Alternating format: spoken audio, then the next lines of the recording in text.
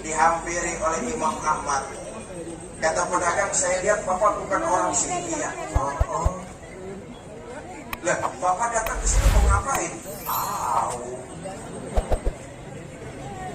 Saya dari kampung, hati saya pengen banget datang ke sini nih. Sampai sini saya nggak tahu mesti bagaimana.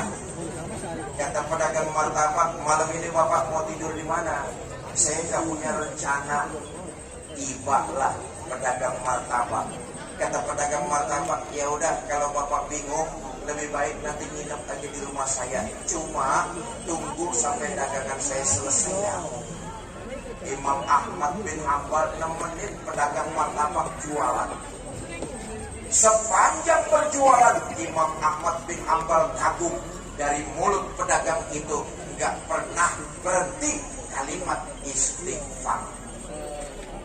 Selesai berdagang, pulanglah pedagang. Imam Ahmad bin Hanbal diajak nginep sehari, 2 hari, 3 hari. Selesai nginep 3 hari, Imam Ahmad bin Hanbal pengen pulang.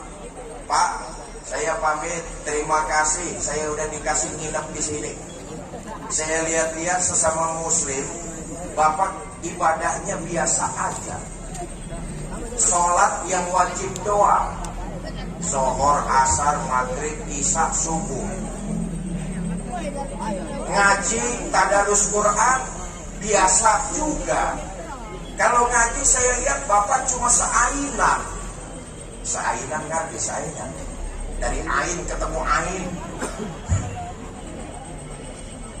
Tadarus Quran bapak saya lihat juga, saya perhatiin cuma seainan doang. Ibadah bapak gak ada yang istimewa. Tapi 3 hari saya lihat lisan bapak gak pernah kering dari kalimat istighfar. Pak, saya mau tanya, udah lama ngamalin istighfar? Kata pedagang martabak, belum lama sih, baru 30 tahun.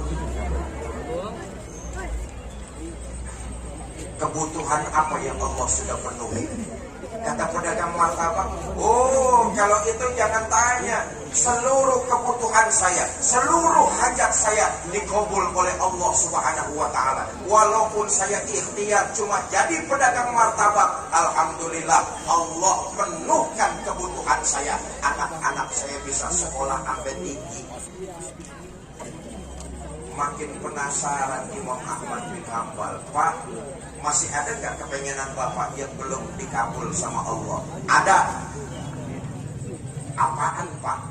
No, di daerah Ono, saya dengar ada ulama besar, ilmunya banyak, muridnya nggak kehitung, masih muda, tapi ilmunya luas. Saya pengen banget ketemu sama ulama tersebut, tapi saya belum sempat karena kesibukan saya berdagang.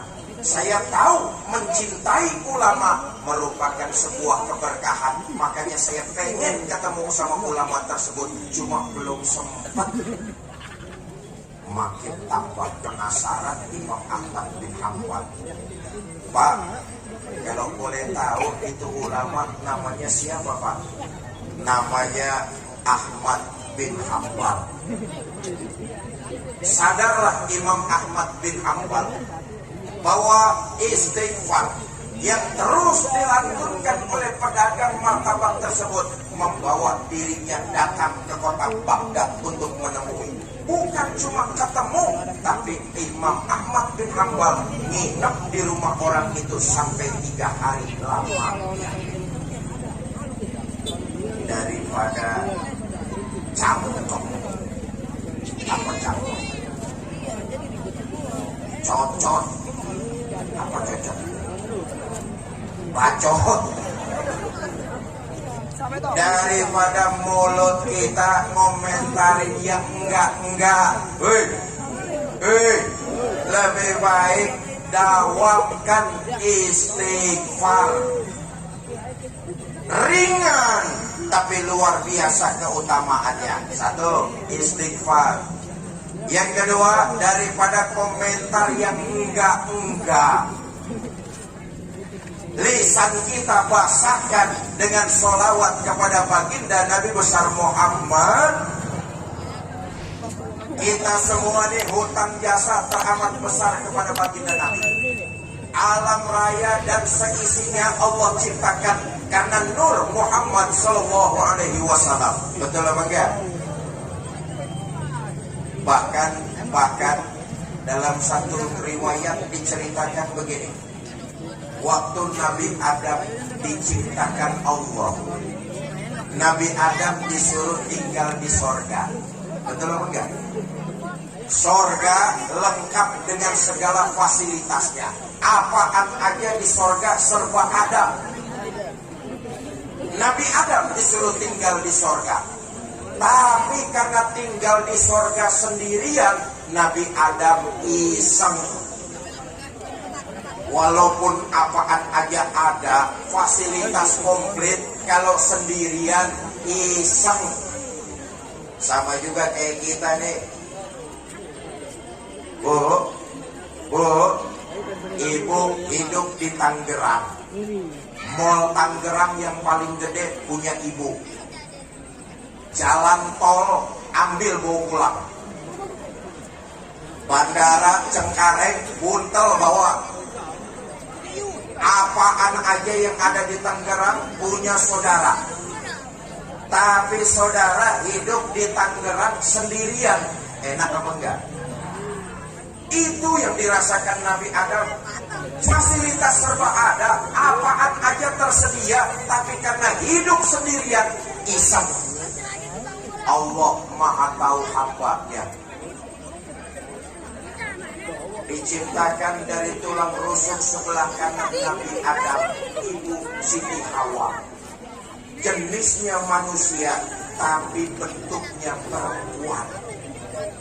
Begitu hidup Siti Hawa, dimasukkan roh ke dalamnya, bangun Siti Hawa, jenisnya perempuan. Nabi Adam baru ngelihat ada perempuan, mau main cemek aja. Nah ini umumnya orang laki ini kagak boleh ngelihat jidat licin. Ngelihat jidat licin mau main grepe aja. Allah larang. Adam, jangan main pegang sembarangan kamu. Kalau kamu pengen halal terhadap Siti Hawa, kamu harus bayar maharnya. Kata Nabi Adam, ya Allah, dengan apa saya harus bayar mahar Siti Hawa? Kata Allah, antusolliya ala Muhammadin sallallahu alaihi wasallam. Kamu baca sholawat terhadap Muhammad sallallahu alaihi wasallam. Orangnya belum keluar, tapi pernikahan Nabi Adam dengan Ibu Hawa, maharnya membaca sholawat kepada Nabi Muhammad sallallahu alaihi wasallam. Kita ini utang jasa teramat besar. Mudah-mudahan kehadiran kita malam ini dicatat sebagai sebuah ibadah dan bukti cinta kita kepada baginda Nabi, supaya di akhirat mendapat syafaat. Saudara,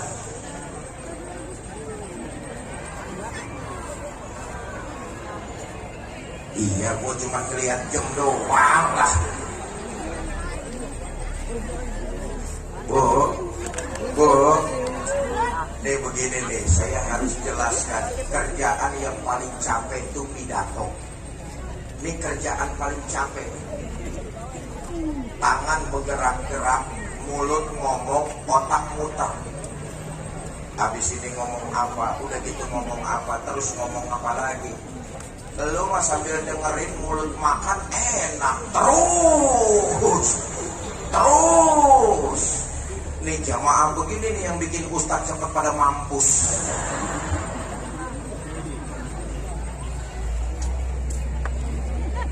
Memang ya, sejak Allah yarham guru kita Kiai Haji Zainuddin MZ wafat, dakwah ini saya teruskan.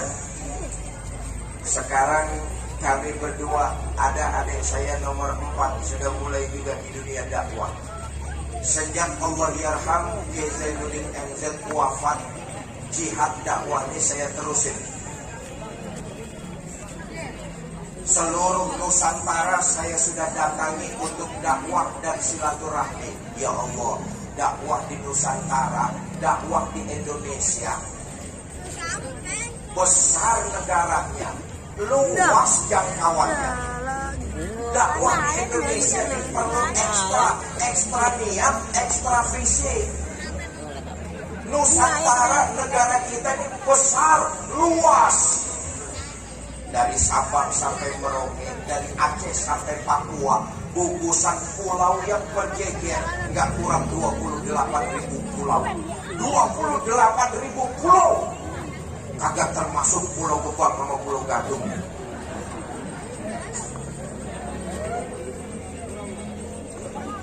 Saya dakwah di pelosok-pelosok terpencil, masuk kampung, keluar kampung, masuk desa, keluar desa, masuk hutan, keluar lembah, masuk hutan, keluar hutan, lu sangka buat arasan.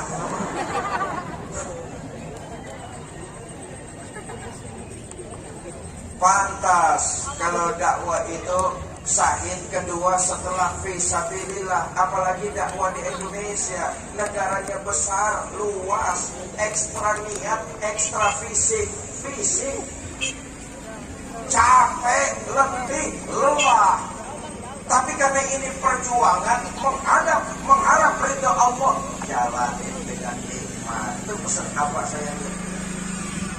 Fikri, apaan aja jalani dengan bahagia, hasilnya enak. Bu, kalau dijalani dengan bahagia, hasilnya enak. Laki ngasih uang belanja 10.000, jalanin aja bahagia. Hasilnya insya Allah langsung.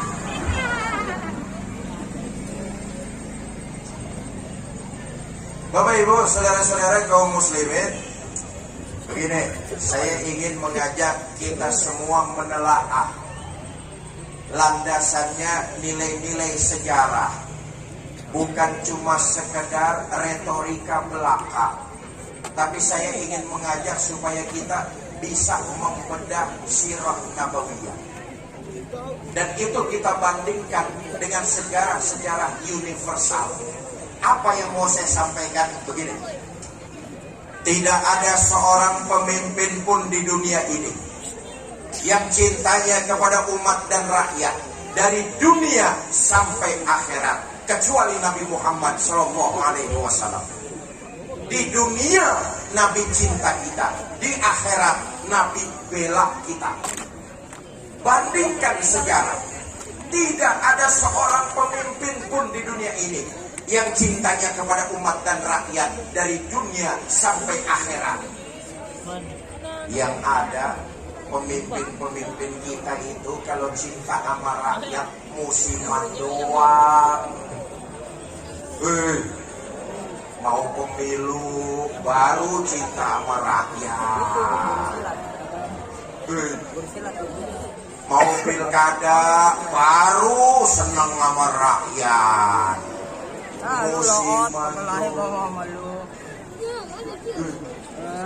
Musiman.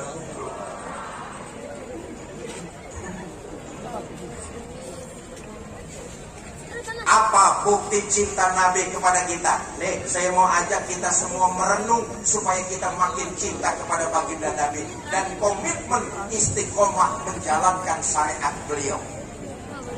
Pertama, Bu, mau kemana Bu? Mau kemana Mau pulang bareng Bu. Pertama, nih bukti cinta Nabi sama kita nih. Untuk ukuran hidup orang kampung pisang. Di kampung pisang. Hah? Saya cuma ngetes, saudara-saudara dengerin saya apa enggak? Untuk ukuran hidup orang kampung pisangan, Nabi itu hidupnya sederhana. Rumahnya kecil, tidurnya geletak di atas daun korma, kadang-kadang sampai berbekas pipinya yang mulia. Allahumma shalli wa sallim. Sayyidul Mursalin, Khatamun Nabiyyin, penghulu para nabi dan rasul. Sejarah itu mencatat bangsa Romawi kalau mendengar tentaranya orang-orang beriman di bawah Panglima Muhammad SAW, mereka gentar, mereka takut. Lihatlah sejarah itu mencatat. Penghulu para nabi dan rasul tidur geletak, beralaskan daun korma, berbekas di pipinya yang mulia. Sarapan paginya seteguk air zam-zam, sepotong roti, kadang-kadang 1-2 butir korma. Dalam kondisi yang sederhana, Allah nawarin bantuan. Wala saufa yu'tika rabbuka fatarda. Muhammad, kamu minta apa? Aku beri. Asal bisa membuat hati kamu senang. Mau apa Muhammad? Ngomong. Mau harta yang banyak? Ngomong. Mau jabatan yang tinggi? Ngomong. Mau pangkat yang luas? Ya sakit drama. Mau apa Muhammad? Ngomong aja. Semua aku berikan asal bisa membuat hati kamu senang. Dapat tawaran begini dari Allah, Nabi gak gelap mata.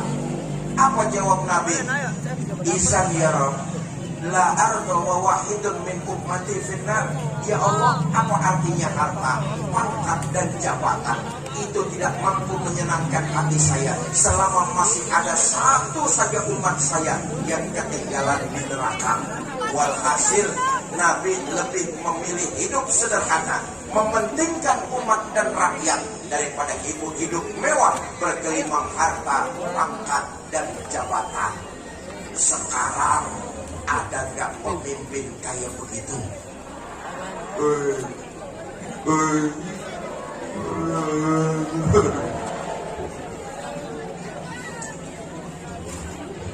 Yang kedua, nih oleh-oleh nih, makin cinta kepada baginda Nabi dan istiqomah menjalankan syariat agama Islam. Di akhir hayat sebelum ruh terpisah dengan jasad, 3 kalimat yang terlontar dari bibir mulia baginda Nabi. As-sholat, as-sholat, an-nisa, an-nisa, ummati, ummati. As-sholat, sholat, dirikan sholat. An-nisa, itakun nisa, wanita, lindungi, hormati, muliakan kaum wanita. Yang ketiga, ummati, ummati. Ayo renungi saudara. Sebagai seorang bapak, di akhir hayat Nabi gak manggilin anak semata wayangnya Sayyidah Fatimah. Betul tidak? Di akhir hayat sebagai seorang suami, Nabi gak manggilin istri tercintanya Sayyidah Aisyah radhiyallahu anha ummul mukminin. Di akhir hayat sebagai seorang kakek, Nabi gak manggilin cucu tersayangnya Sayyidina Hasan dan Husain. Tapi di akhir hayat yang keluar kalimat dari bibir baginda Nabi, ummati, ummati. Kita semua umat Nabi besar Muhammad sallallahu alaihi wasallam. Bersyukur kita menjadi umat baginda Nabi. Kenapa? Karena kita sudah mendapat jaminan dari baginda kita Nabi besar Muhammad sallallahu alaihi wasallam. Dalam hadis qudsi Nabi menyatakan begini,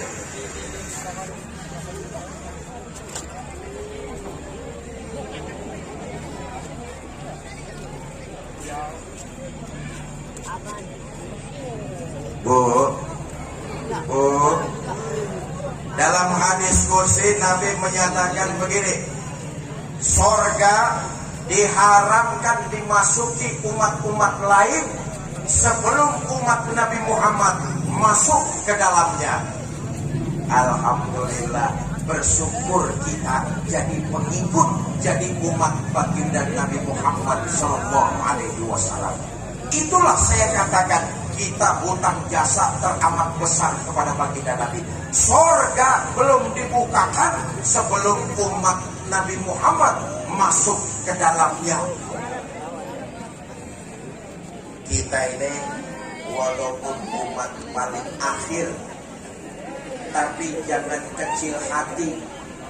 Karena jadi umat Nabi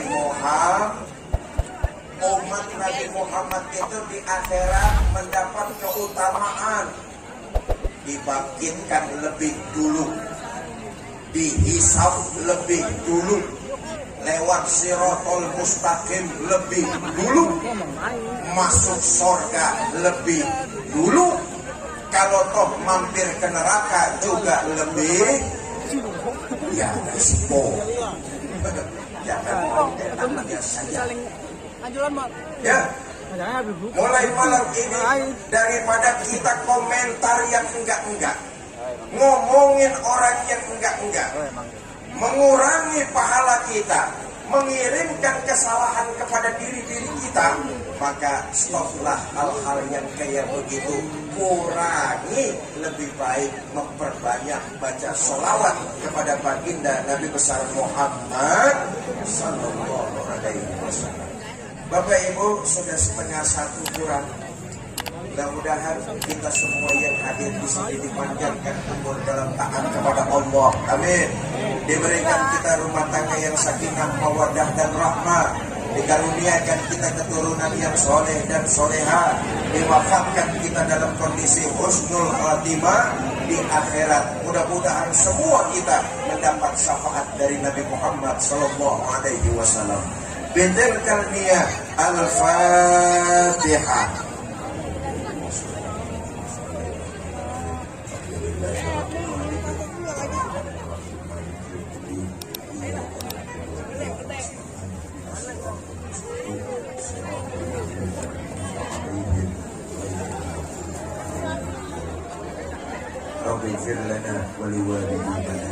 Ini saja yang dapat saya sampaikan. Mudah-mudahan ada manfaat. Lebih kurang saya mohon maaf. Wallahul muwaffiq ila aqwamit thoriq. Assalamualaikum warahmatullahi wabarakatuh.